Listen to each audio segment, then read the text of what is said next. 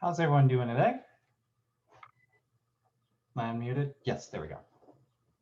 How are y'all doing? Before you ask, I am gonna go ahead and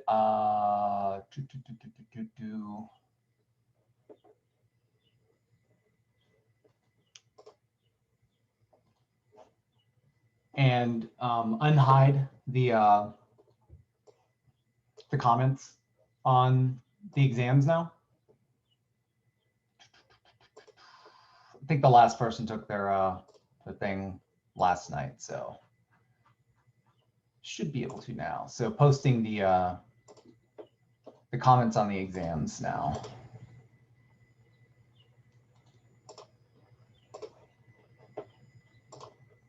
Okie doke. Doing pretty good, man. Doing pretty good, Nick.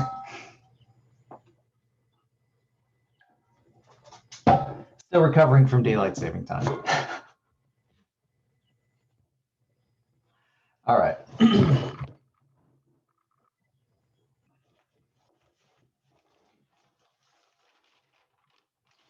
Okie doke. What was the average?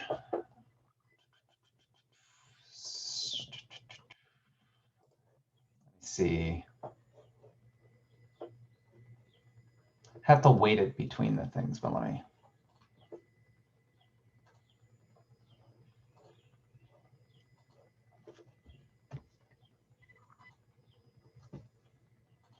Oh, right. Analytics.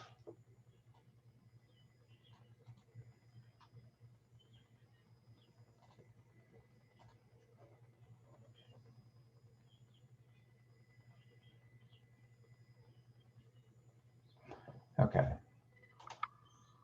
Why does it just give freaking, guess it just gives the median. That's kind of annoying. We're on the 80s, I think.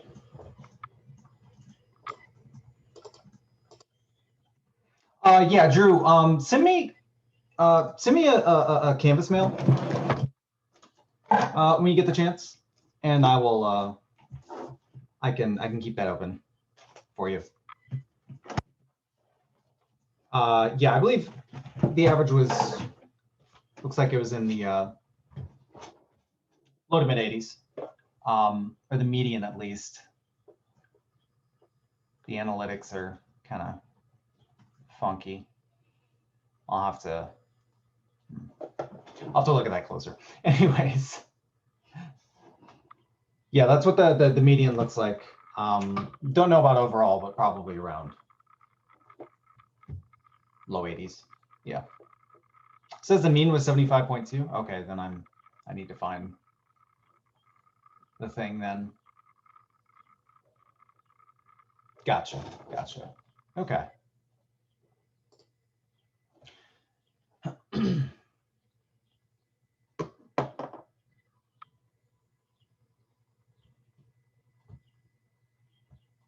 Yeah, the mean's not always the best thing to look at, though, for these sorts of things.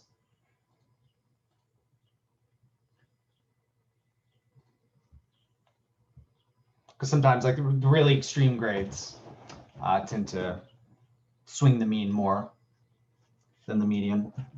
But yeah. Okay. So today, we're going to look at triple integrals.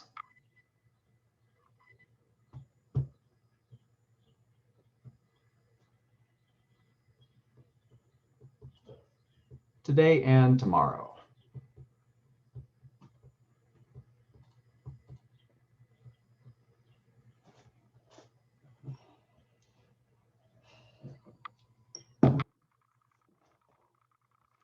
All right.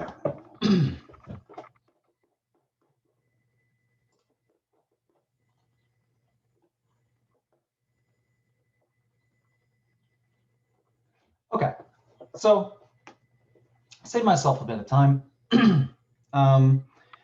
Okay, so we saw last time we looked at double integrals, Double integrals, we're integrating functions of two variables.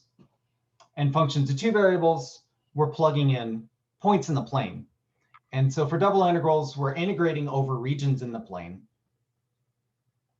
with respect to area.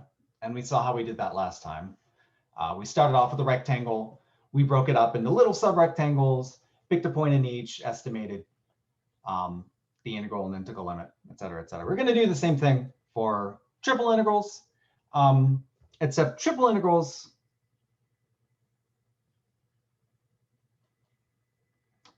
are going to be for functions of three variables.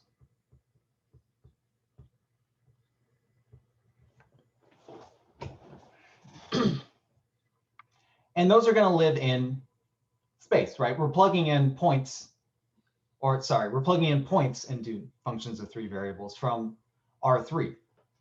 And so we're going to be integrating over solid regions in R3. So we're going to pick the simplest ones to start off with, and those are the boxes, right?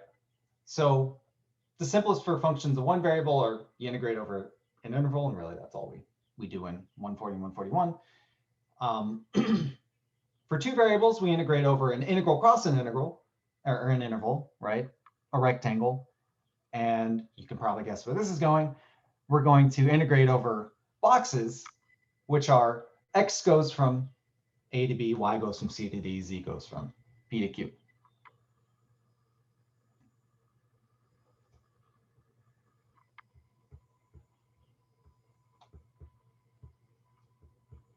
And we write these the same way.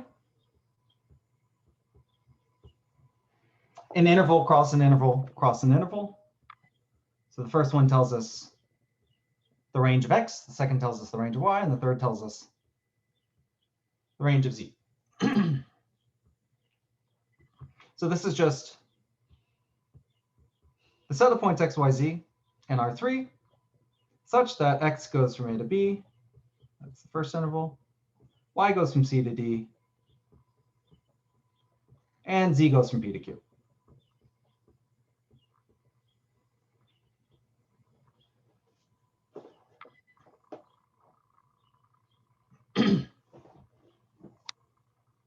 And this is where we're going to start off integrating. Simplest regions in R3.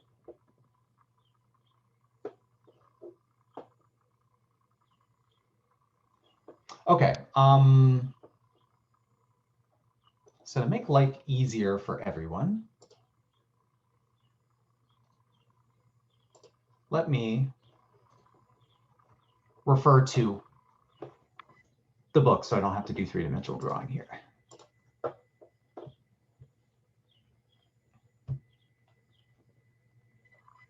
Okay, so our box is going to look like this. It's a region in R3, and we have a function that we're trying to integrate over this region. So x goes from A to B, y goes from C to D, and z goes from P to Q.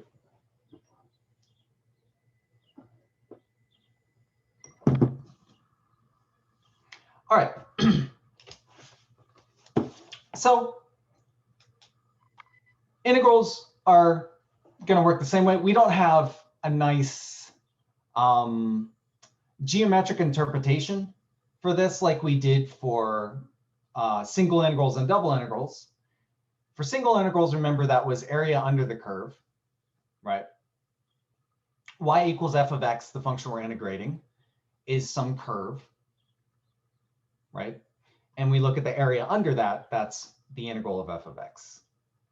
So similarly, for functions of two variables, z equals f of xy is going to give some surface. And for some region D in the xy plane, if we look at the solid region above D and below the surface, z equals f of xy, the volume of that is, the volume below the surface is the double integral over D of the function f of xy.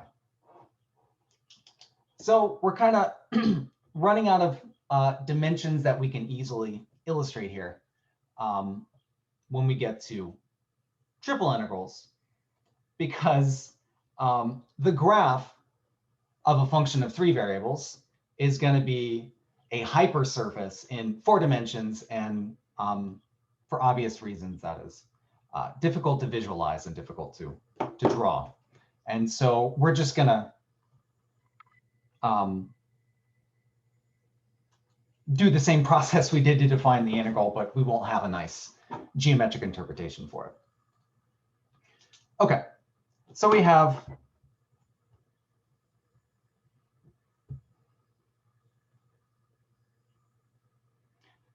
so basically, what we're going to do is, so we're going to take our box and we're going to estimate the integral by breaking it into sub-boxes, right? So we break A to B, the x interval, into, you know, m pieces, the y interval into n pieces, and the z interval into r pieces or whatever. So we're breaking this into these little sub boxes. Each of these has volume,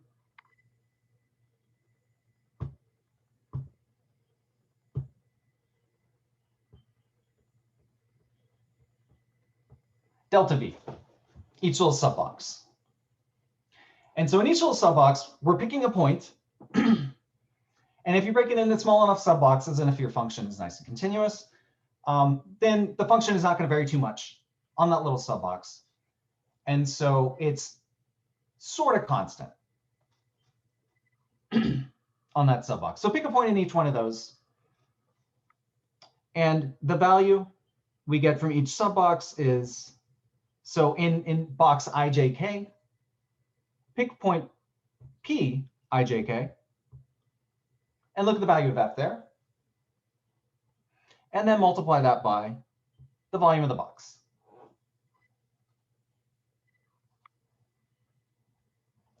So the integral is approximately adding up over all the boxes.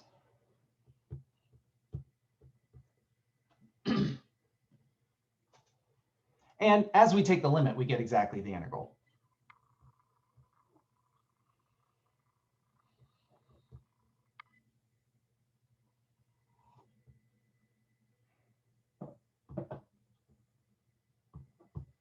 So the limit as delta x, delta y, delta z go to 0 of all these guys is going to be the integral over the box of the function f of x, y, z. So I don't want to dwell too long on that. But yeah. So our triple integrals, we're going to be integrating with respect to volume. So that's going to be dv at the end. Double integrals, we integrate with respect to area. That's why we have the dA at the end.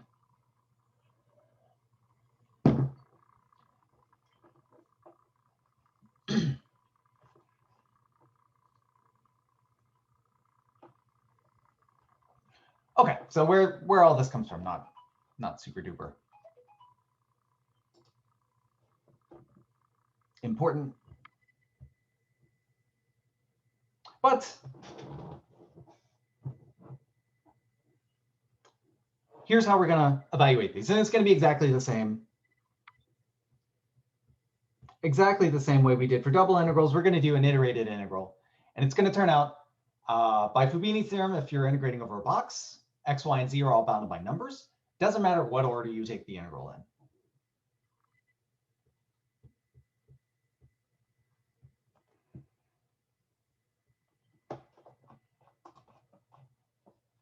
So Fubini's theorem says, here's a technical thing that's basically always true in here. So if f of x, y, z is continuous, always going to be in this class,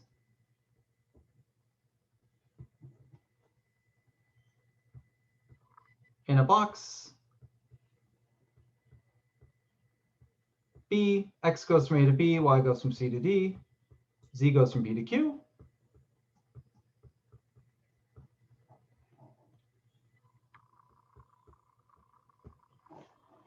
Then here's how we evaluate the triple integral over the box B.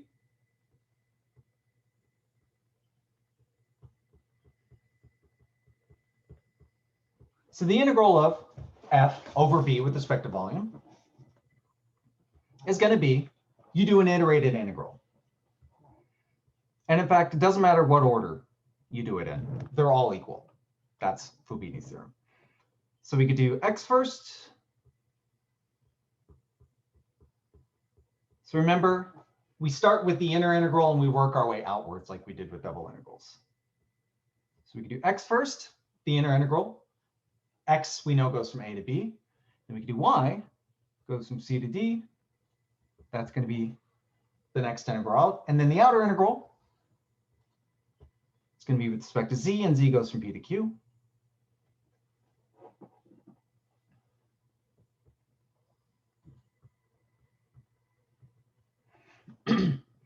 And there are 6 different orders now that you can do x, y, and z.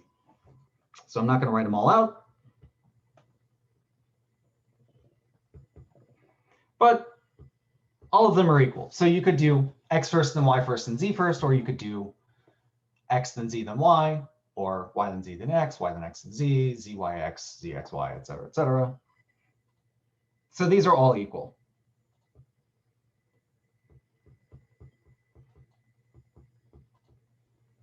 So suppose we'll end with z first, then y, then x.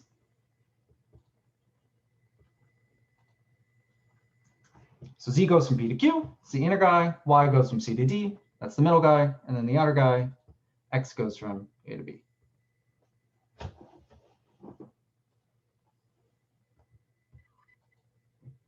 That's how we're going to evaluate these guys. And any order will give you the same result, just like double integrals.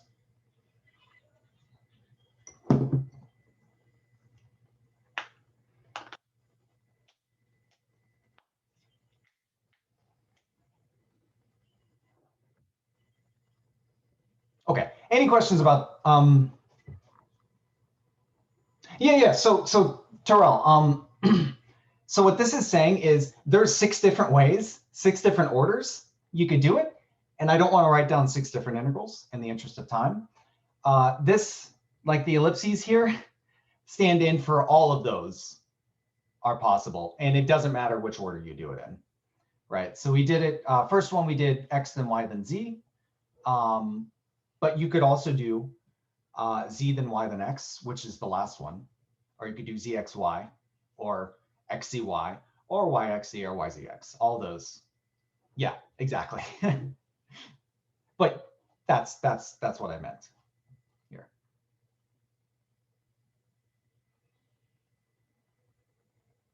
Okay. So really, triple integrals, same as double integrals, but one more variable to do. At least at this stage. And the next stage, we'll see. It is still basically a double integral, but then with one extra integral. But we'll look at that in a sec. But let's do an example of an integral over a box.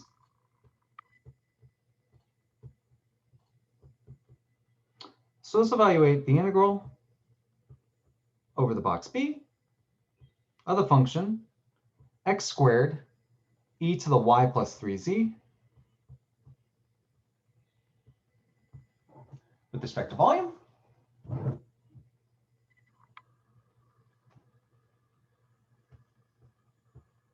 And here the box B is going to be x goes from 1 to 4. Y goes from 0 to 3. And z goes from 2 to 6.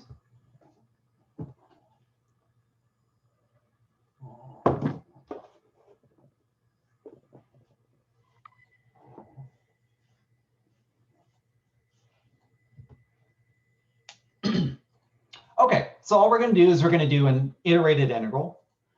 And iterated integrals work the same way.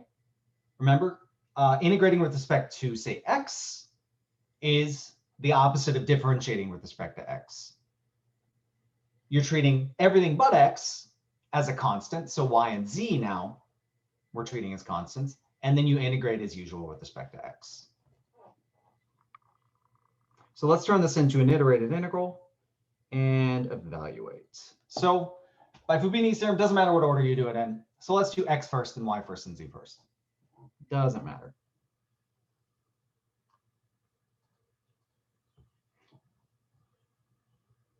So x squared e to the y plus 3z.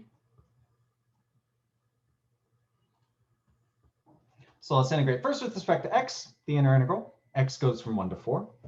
And then we can do y. It's the middle guy. So the middle bounds are going to be y goes from 0 to 3. And then finally, with respect to z, and the z bounds are from 2 to 6.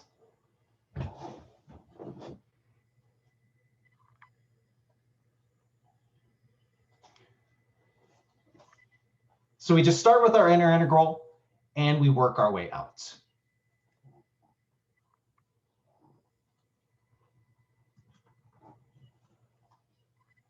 Okay, so our integrand, our function that we're integrating, is x squared e to the y plus 3z. So we're integrating with respect to x now. We're treating everything but x as a constant. So y and z are both constants. And so what happens to x squared e to the y plus 3z when we integrate with respect to x?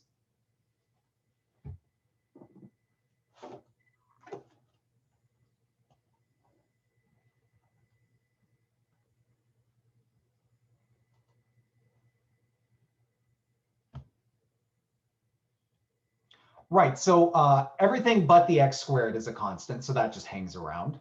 X squared becomes 1/3 x cubed.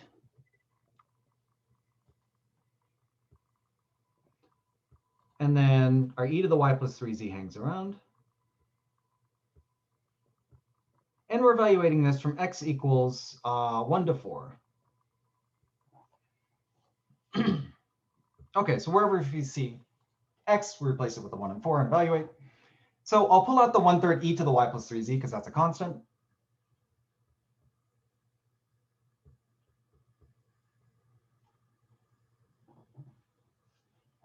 And then x cubed at 4 is 64. So 4 cubed is 64 minus 1 cubed, which is 1. So that's 63 times 1/3 e to the y plus 3z. So 63 over 3 is 21. So we get 21 e to the y plus 3z for our inner integral.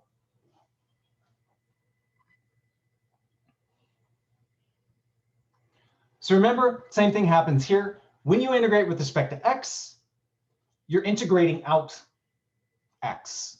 X is going to disappear. You're replacing it with either numbers or, as we'll see later, could be stuff involving y and z. And you're going to be left with a function of y and z. And so now we plug that into the next integral. So we get the integral. Z goes from 2 to 6. Y goes from 0 to 3.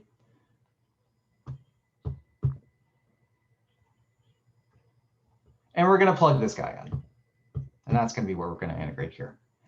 So we get 21 e to the y plus 3z. So that is dy dz.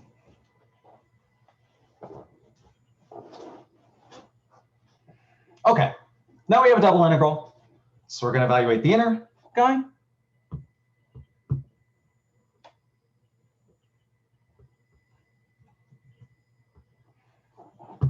Let's do that. Okay. So now we're integrating with respect to y.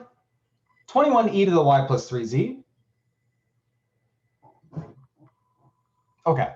So you could use sub here, or we could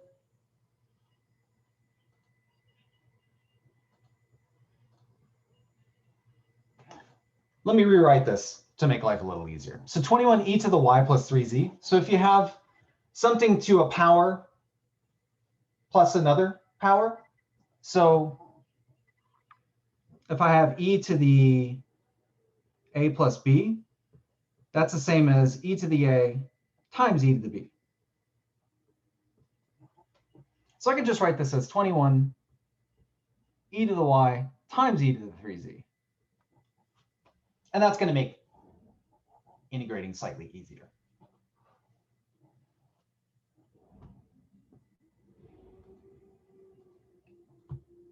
So with that in mind, we're integrating with respect to y.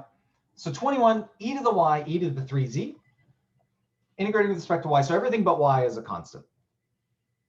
So 21 e to the 3z is a constant. And then when we integrate e to the y, it becomes e to the y.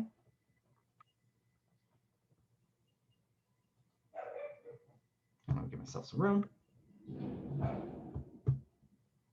So we get 21 e to the y, e to the 3z. So 21 e to the 3z hangs around, it's a constant. And we're evaluating that from y equals 0 to 3.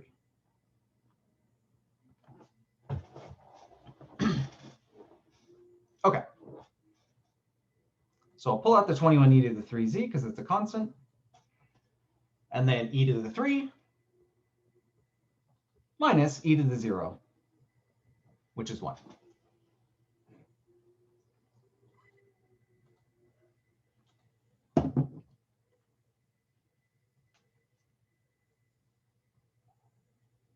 So now we're just left with a function of z. We plug that into the final outer integral.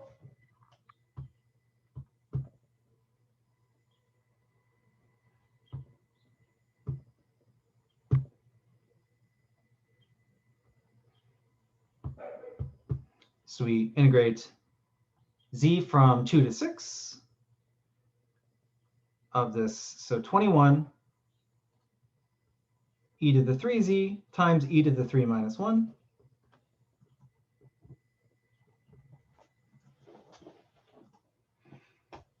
And that's pretty easy. So 21 e to the 3 minus 1 is our constant.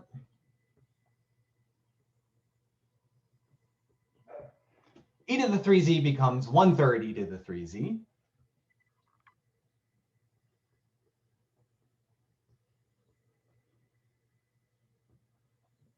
And we evaluate this from z equals 2 to 6. Okay, so we got 21 over 3, that's 7.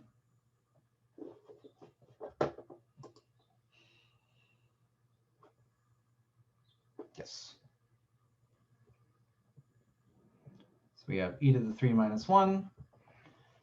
And then e to the 3 times 6 is e to the 18 minus e times e to the 3 times 2, which is e to the 6. And that's our answer.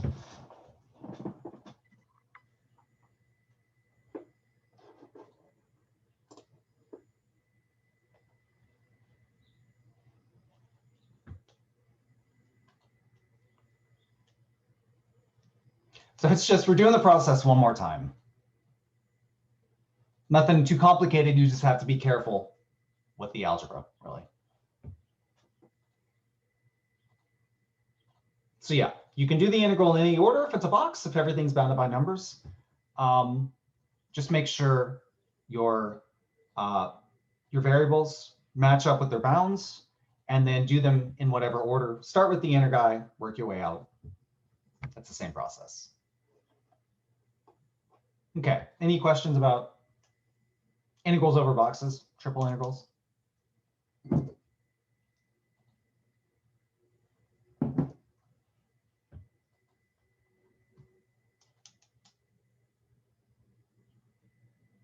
Okay, so similar to functions of two variables.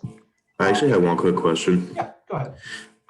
So for like the dA and the dV, is that just like basically trying to say how many times you're integrating almost? Like it's not actually like in terms of V or A, I guess. Like I know you were saying. So the A stands for area, right? Right. We'll see different things later when we do surface integrals and line integrals. But yeah, it's we might talk a little later about what like the dV and the dA actually mean. But yeah, it's just integrating with respect to area. We do double integrals because you're integrating over a region in R2. And integrating with respect to volume, you're integrating over some solid region in R3. But yeah, dv's for the triple integrals, dAs for the double integrals in the plane. All right, thank you. Yep.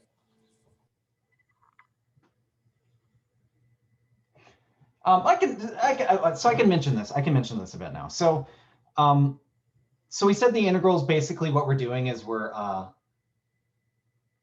splitting our domain up into little bits, and then we're looking at the function, the value of the function on each little piece, and we're summing up. So for single integrals, let me do this really quickly.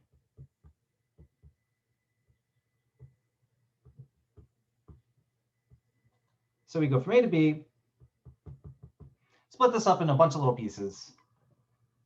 Each of these is, say, length delta x. Basically what we're doing is, so this integral means we're summing the function over, think of it as like infinitely many little pieces of A to B. We're looking at the value of the function on each of those, and we're multiplying that by the infinitesimal length of this little subinterval, right? So we're not actually doing that because the infinitesimal length of like one of those is actually 0. But when we're approximating, we're breaking it up into finitely many of these guys, looking at the value of the function on one point in here, and then multiplying it by the length of that little guy. That's kind of what the integral is saying. Pretend you're breaking it up into infinitely many little pieces, each containing just one point, and you're multiplying the value of the function of that one point times the length element, the dx. So the infinitesimal length of that. So you're summing over all these guys.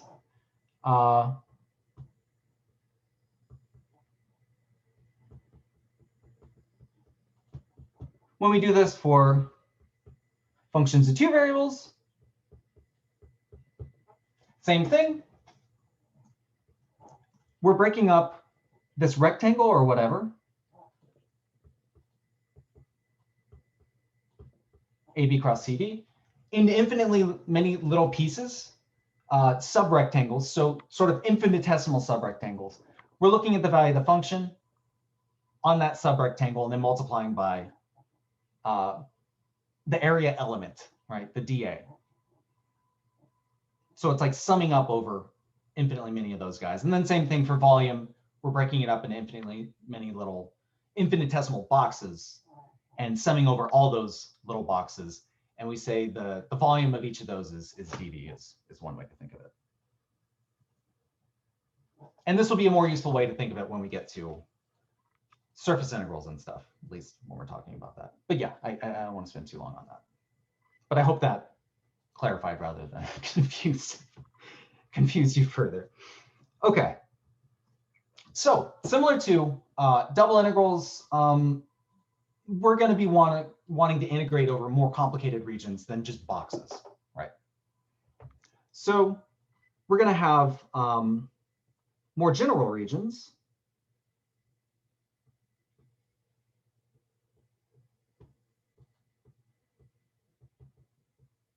So more general solid regions in R3. And we're just going to look at one of those, and then it'll be clear how we do it for the rest of them. So let's look at Z-simple regions.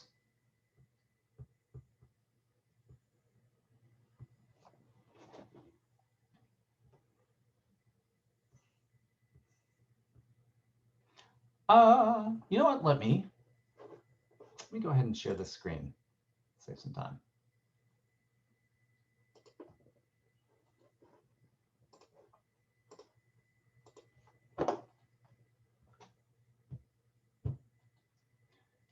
So for regions in R2, we had vertically simple, which meant we had a top and a bottom curve in the plane, right? You did your vertical line test. It's always going to hit the region in the same curve on top, y equals g2 of x, and the same curve on the bottom, y equals g1 of x.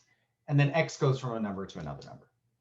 We're going to do something similar Now for regions in R3, it's up now we have three variables, right? So we can have a top and bottom surface for this solid region, a left and a right surface, which would be in the Y direction, or a front and a back surface, which would be in the X direction. So we're just going to go over the top and the bottom surface, and I think it'll be clear how the others work. So we have a Z-simple region.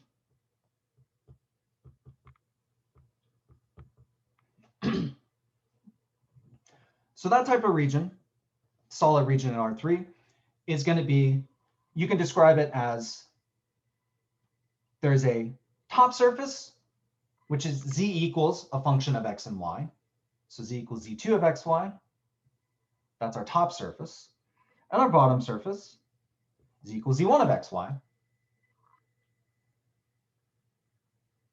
And then X and Y are going to live in the region D. So if you look at the region, some region D in the XY plane, where X and Y live, and if you just extend that in the Z direction and make like a little cylinder there, basically that's going to form like the sides of your solid region. And then the top and bottom are going to be bounded by surfaces. Right, and those surfaces are going to be on top, Z equals a function of X and Y, and on bottom, Z is another function of X and Y. So Z is going to be bounded by functions of X and Y. And then X and Y are always going to lie in some region D in the XY plane. Right, so if you take the surface and you project it down to the XY plane, that's where X and Y live.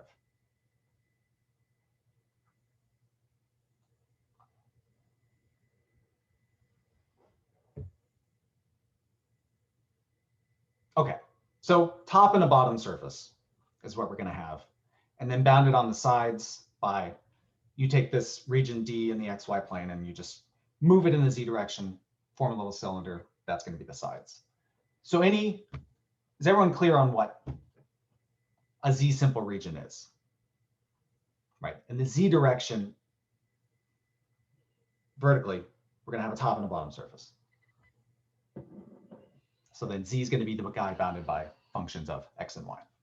Okay. So that's a Z simple region.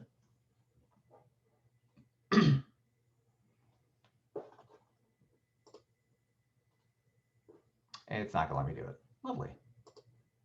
It got broken. Cool. So then, if W is a Z simple region,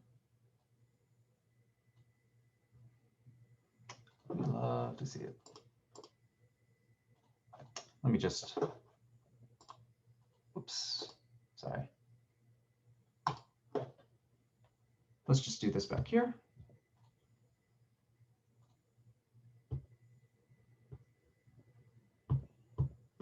So W is a Z simple region, has a top and a bottom curve. The top is Z equals Z2 of XY. Bottom is Z equals Z1 of XY. So Z is bounded by functions of X and Y. And then X and Y lie in some region D in the XY plane.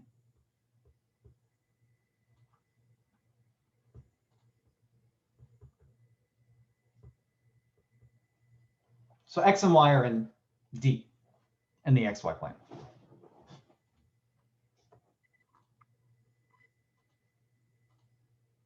Okay. So here's how we integrate over W.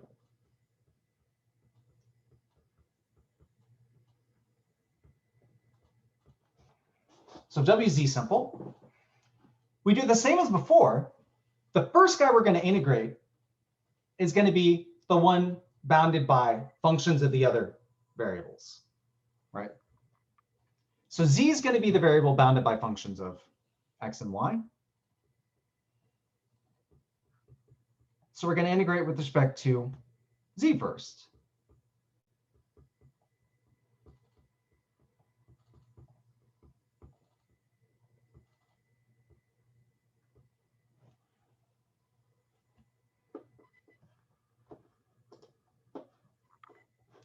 So we integrate with respect to z. Then we're just left with stuff in terms of x and y. And we know x and y live in D. So now we're going to be integrating over a region in the xy plane. That's just a double integral. And then we're going to integrate over that. And how we integrate over that depends on what type of region D is in the xy plane. It could just be a rectangle. It could be vertically simple. It could be horizontally simple. So the order we do that depends on what D is. But we already know how to do that, right?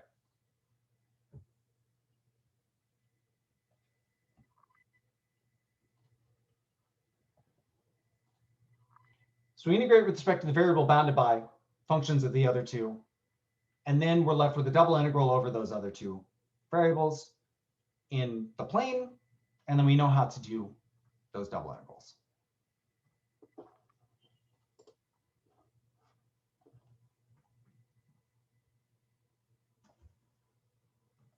Okay, any confusion on that? Let's do an example, if not.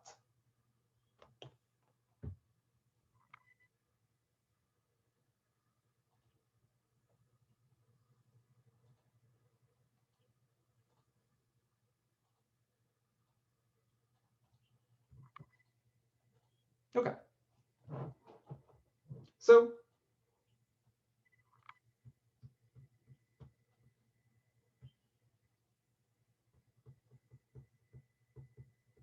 let's evaluate the integral over W of Z with respect to volume.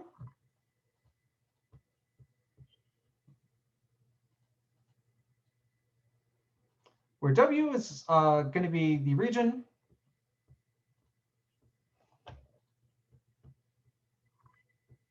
between the planes Z equals X plus Y.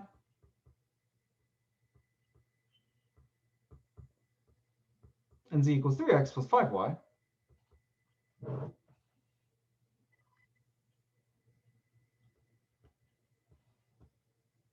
And so those are going to be the top and bottom here. We'll figure out which is the top, which is the bottom in a sec. And above the rectangle, X goes from 0 to 3, Y goes from 0 to 2, in the XY plane.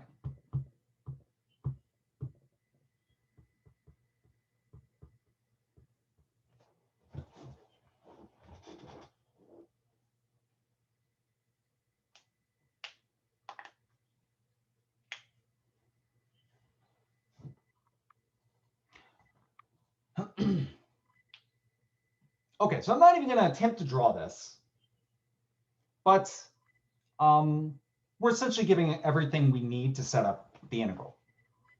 Almost everything, right? So we know there's a top and a bottom surface. We have two surfaces. Z is a function of X and Y. Z is a function of X, Y. So we have a graph of two functions, X plus Y, and then 3X plus 5Y. So we need to figure out which is the top and which is the bottom. And then we're told that on the sides, X and Y are bounded. So X lies between 0 and 3, and Y lies between 0 and 2. And those form the sides of our guy.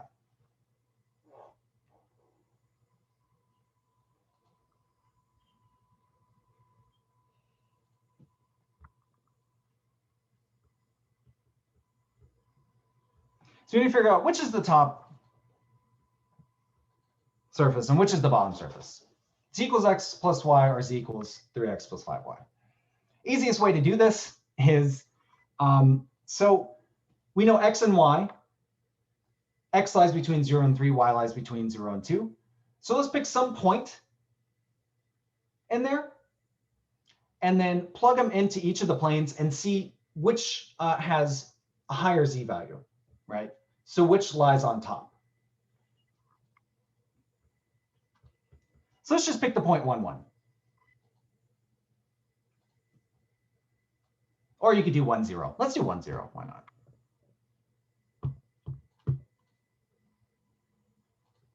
So 1, 0 lies in our region, 0, 3 to cross 0, 2.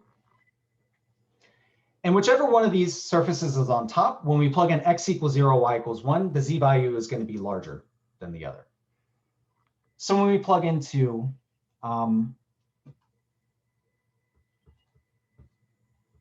each of these guys,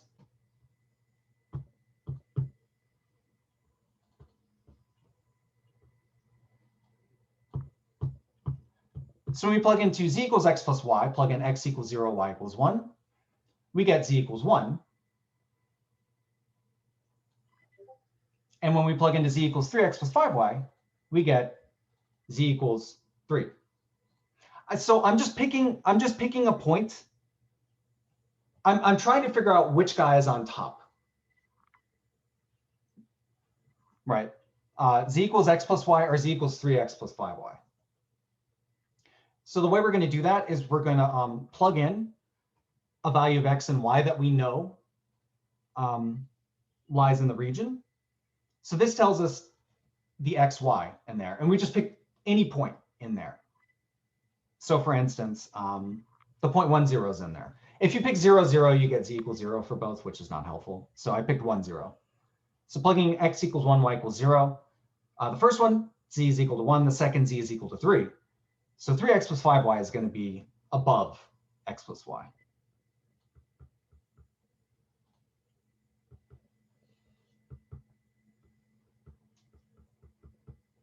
You're usually not going to have to do this kind of thing, but that's how we would figure this out.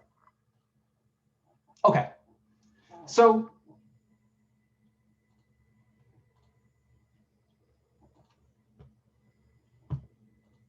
let's set up our integral.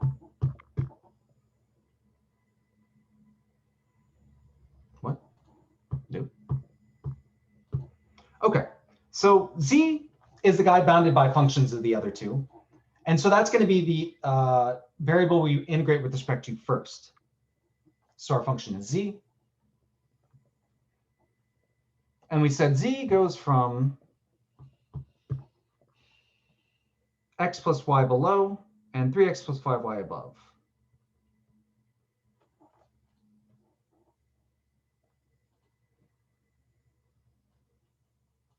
And then we'll come to, after we do that, we'll figure out how to integrate with respect to x and y. But let's do the inner integral first.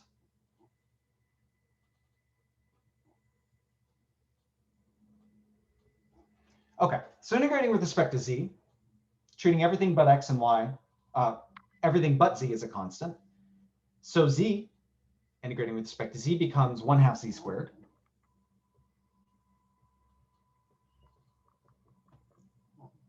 And we're going to evaluate that from z equals x plus y to z equals 3x plus 5y.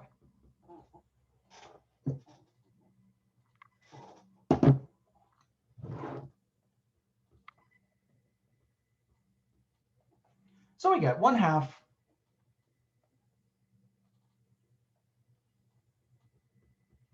3x plus 5y squared minus x plus y squared. And so probably the easiest way to do this is to FOIL this out. So 3x plus 5y squared, so we get 9x squared plus 30xy plus 25y squared. And then minus x plus y squared is x squared plus 2xy plus y squared.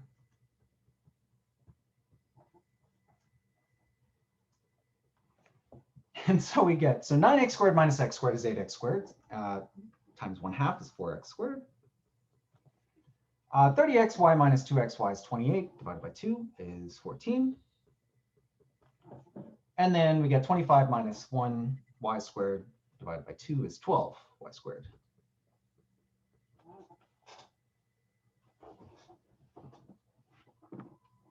So this is our inner integral.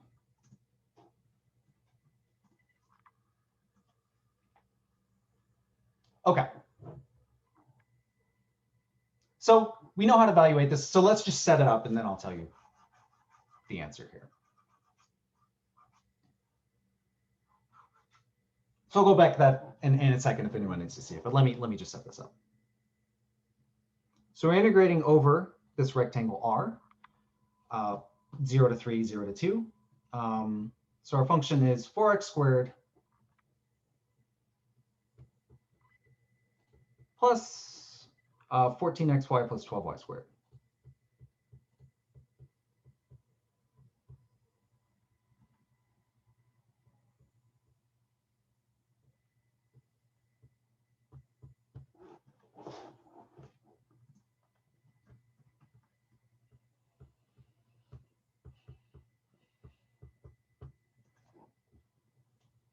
Yes.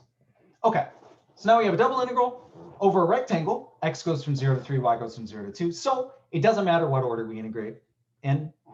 Let's just do, say, I don't know, y first and then x. So y goes from 0 to 2.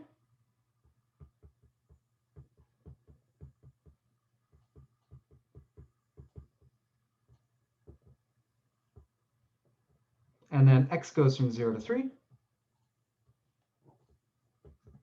And that's just a matter of evaluating. And at the end, we should get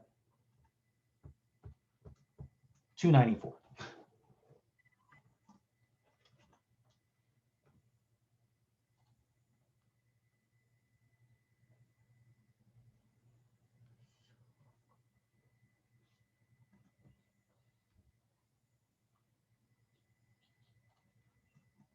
Okay, so going back here, this was a z-simple region, right? We're bounded above and below by z equals functions of x and y.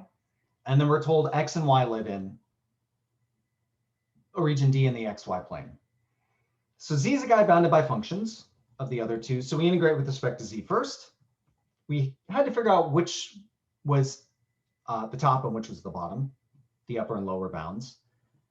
But we integrate with respect to z. And then we integrate that over the region R. And how we do that depends on what R is, but it's just a rectangle here.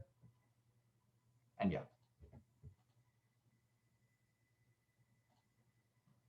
Any questions about how this works? We'll do several more examples tomorrow, but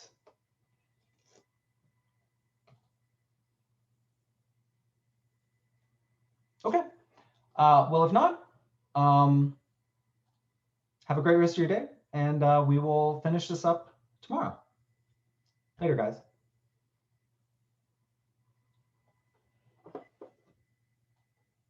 Sure. I was going to click it over anyways.